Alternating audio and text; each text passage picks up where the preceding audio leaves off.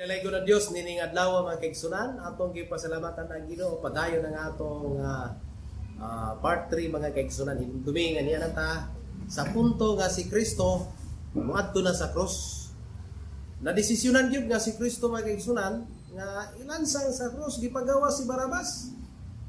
Kung imong tanawon sa diyang gigawa si Barabas, iya dayon nga gibunal-bunalan si Jesus.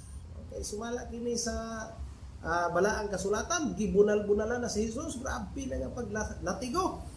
Grabe na nga kasakit ni Kristo. Kung imong tanawon mga kaigsunan, no, kung latiguhon ka sa imong ginikanan, ginamit ang sa unang panahon mga kaigsunan kay ikog sa pagi, sa mga katsila, mga pagpanila. Ang akong nasakpan mga kaigsunan, o katuraman ng sanga sa biyabas, nga usahay, mahurot diya sa tulawas, mga bakos nga din, idapat sa tulang. Grabing sakita mga igalaw, makatilaw kag mga latigo.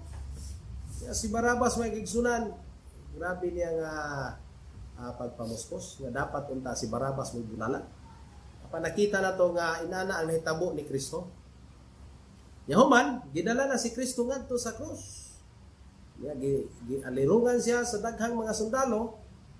Niya dayon, gihubuan siya. Kung imong tanawon mga kaigsunan, ulaw na kayo nga nahukman ka nga dadon ka ngadto sa cross kay mo na man siya pinaka final nga decision tungod kay dadon na siya sa cross nya ang mga sundalo nga mga bugal-bugalon gusto nila nga hubuan si Kristo niya dayon no imong tanawon kini sibo sa panagna sa gihapon nga si Kristo pagahubuan yang iyang sapot yang bisti bayid-bahinon ripahom. So may naa mga kaigsunan sa mensahe ni ana. Ang dakong mensahe mga kaigsunan sa diyang gihubuan si Kristo, mo ni siya ang higayon nga nagpaila nga ang tao mga kaigsunan sa diyang makasala naa sa kaulawan. Ang pinakaulaw nga side ni Kristo sa diyang gihubo ang iyang sapo. Kung imong tanawon mga kaigsunan, ang mensahe sa kamatayon ni Kristo naghatag og kinatibuk ang panglantaw sa kalibutan nga diin ang tao nga makasala makabaton jud kaulaw. Maulawan gid ka mga kaigsunan. Napay mga panahon nga atong mga pulis no makadakop sila og pananglitan kawatan may ipasinggit ka dito palibot sa mga tao di na ko mangawat ang akong gikawat manok pasinggit ka so ang resulta sa sala mga kaigsunan mao gid ang kaulawan. Apan grabe ang mga kang Kristo nga nitabo sa diya nga pinakaulaw sa side sa iya kanang nahubo na. Pero ang mga Kristohanon karon mga kaigsunan praktikal mura naman sa aghubo hinuon. Pero kung imong tanawon mga kaigsunan apil sa kinabuhing Kristohanon ang atong mga binistihan. Allah, mura bag kanang makaingon ta nga bato-bato sa langit matamaan wag magali.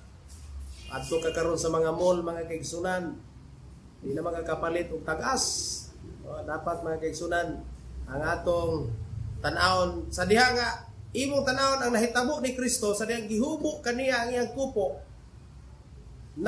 dito mga kaigsunan nga ang kaulawan nahitabo sa imo nang gingon sa Hebrewanon kapitulo 12 bersikulo 2 namatay siya sa kaulawan taliwala sa kaulaw.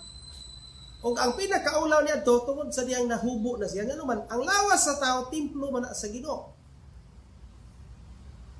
Kung imong tanawon mga kaigsunan, ang templo sa Dios gidayan-dayanan sa mga nindot kayo nga mga kortina. Mga daghang di colorful kayo mga kaigsunan. Ang templo gidesign sa Ginoo nga nindot gid kayo. Kay balay gid sa Ginoo. Apan ang nahitabo mga kaigsunan, nahubo si Kristo. Apan alang sa atong kinabuhi nga mensahe atong hinumduman atong ampingan ang atong lawas kay templo ni sa Ginoo. Kung imong tanawon ang balaang kasulatan mga kaigsunan nga ang Biblia nagasulti nga kita mao ang templo sa Dios. Kita mao ang balay sa Dios nga diin gipuy-an pinagi sa Espiritu Santo. Nga kung atong tanahon, apil niya na ang atong lawas, matod pa sa balaang kasulatan sa unang Tesalonica, kapitulo 5:23, ampingi ang imong lawas nga mahimo kining balaan. Unsa naman ang pagbalaan na nga mura naman kag anha naman ka sa dapit nga hubo-hubo. Dapat kung naa ka sa Ginoo, ampingan nimo imong lawas. Igsoon, dili ko maghatag og mensahe sa akong kaugalingon. Kung dili imo makita ang mensahe nga si Kristo na hubo sa kaulawan na sa iyahang parte. Ya karon ang mga Kristohano di naman maulaw nga halos maghubo. Oh, usay napay mga leggings, mga kaigsunan. Ato na ning gihatag og mensahe samtang nagwali ta diha sa Bohol, no, family camp to.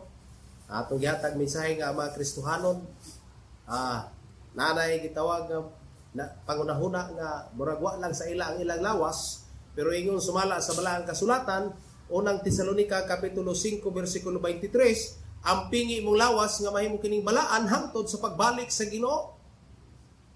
Una nga concern ang Ginoo sa lawas. Sa diha nga nakasala si Adan ug si Eva, naulaw sila. Kay mo manay realidad igsoon mo nay mahitabo kung makasala ka mo tago maka kay maulaw. Apan matod pa sa Ginoo nga naulaw mo. Hubo kami Ginoo. So ulaw gini maghubo. Karon di naman maulaw bisag maghubo. Nagali toy gibalita mga kaigsunan nga usa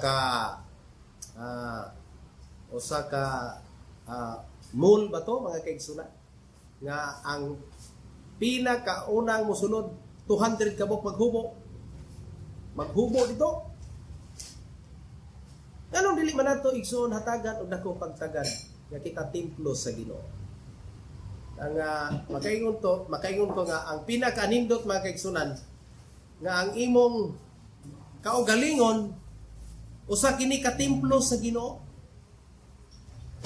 So dili nato himuon nga atong kaugalingong lawas na himong hubo tubangan sa Ginoo kay ulaw kay na sa side sa Ginoo. Dito siya sa cross ilansang na siya nahubo ang iyang parte. Nagbahag lang atong Ginoo. Pero karon na kay suna nanay mga spaghetti, nanay mga tibak, unsa pa na kadugayan nanay mga sinulubang bami, nay pansit, mga bihon, unsa pa na mga sinuluban diya mga kaigsunan nga dili angay sa atong simbahan.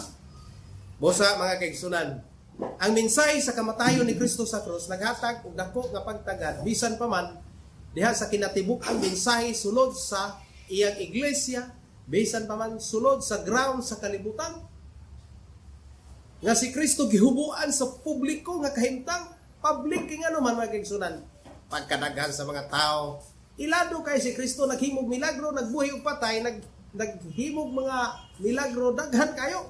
So ang iyang dungog mga kaigsunan nakailap. O sa diha nga siya ilansang sa krus, daghan kay mga tao nga nagatanaw sa iya. Unya kini po mga sundalo Romanhon mga kaigsunan gihubuan si Kristo. Ug motoy pinakaulaw sa iyang side nga gihubuan siya.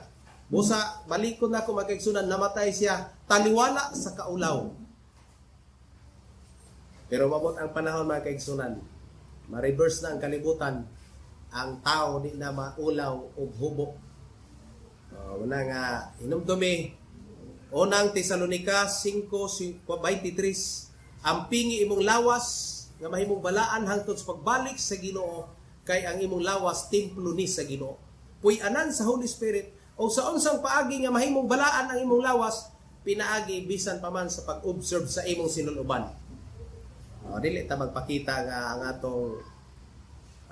atong pag-sunob buratag nag-atog swimming pool mga kaigsunan.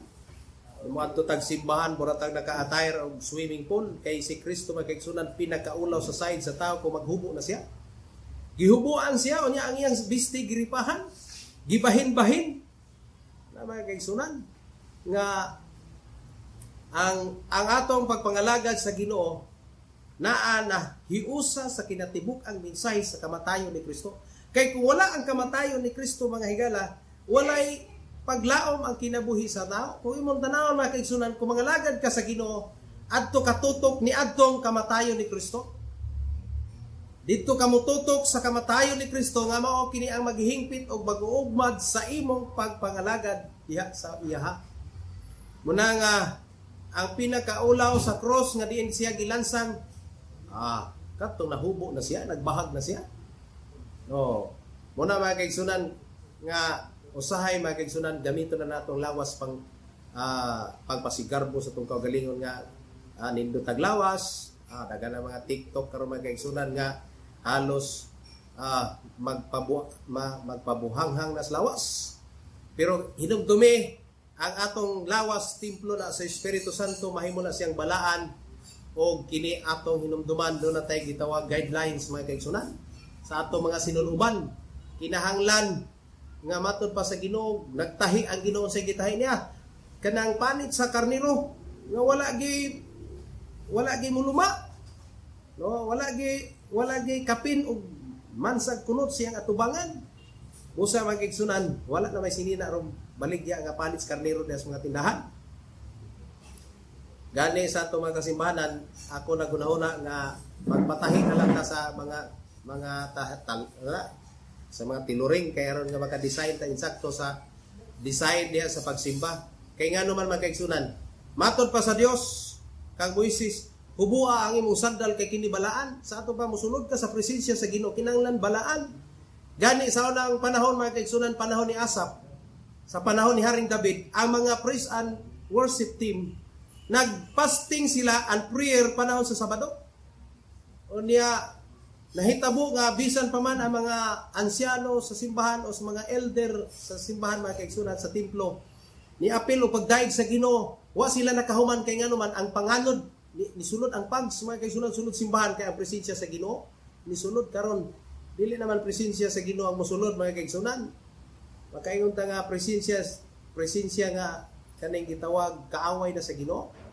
Di na nato i-mention ang ngalan sa kaaway sa Ginoo. Usahay mo na nay masunod sa atong simbahan.